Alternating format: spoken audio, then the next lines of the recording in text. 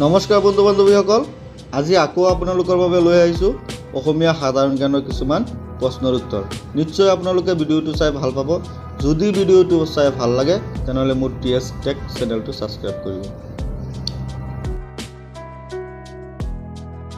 গতিকে বন্ধুসকল, আহক পলম নকৰি ভিডিঅ'টো আৰম্ভ কৰোঁ। প্ৰশ্ন নং 1, অসম আয়ুৰ্বেদিক মহাবিদ্যালয় ক'ত আছে? উত্তৰ গুৱাহাটীত।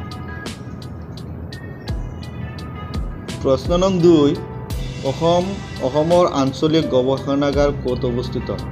উত্তৰ যোৰহাটত। প্ৰশ্ন নং 3, অসমৰ ফৰেনচিক লেবৰেটৰী ক'ত অৱস্থিত? উত্তৰ গুৱাহাটীত। প্ৰশ্ন নং 4, আৰবী ভাষাৰ প্ৰশিক্ষণ মহাবিদ্যালয় ক'ত অৱস্থিত? উত্তৰ ৰঙিয়াত।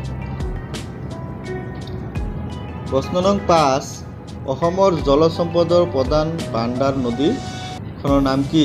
উত্তৰ ব্ৰহ্মপুত্ৰ নদী। প্ৰশ্ন নং 6, অসমৰ পশ্চিম ফালে থকা দেশখনৰ নাম কি? উত্তৰ বাংলাদেশ। প্ৰশ্ন নং 7, অসমত প্ৰথম খাৰুৱা তেলৰ সন্ধান কেতিয়া পাইছিল? উত্তৰ 1886 চনত। প্ৰশ্ন নং 8, ব্ৰহ্মপুত্ৰ নৈৰ গতি প্ৰৱণতা কোন দিশে? উত্তৰ দক্ষিণ ফালে। প্ৰশ্ন নং 9, লালা বৰাক উপত্যকাৰ কি হয়? উত্তৰ ৰেল জংচন। প্ৰশ্ন নং 10, অসমৰ সৰ্বোচ্চ শৃংগটো কি? উত্তৰ লাইকেই।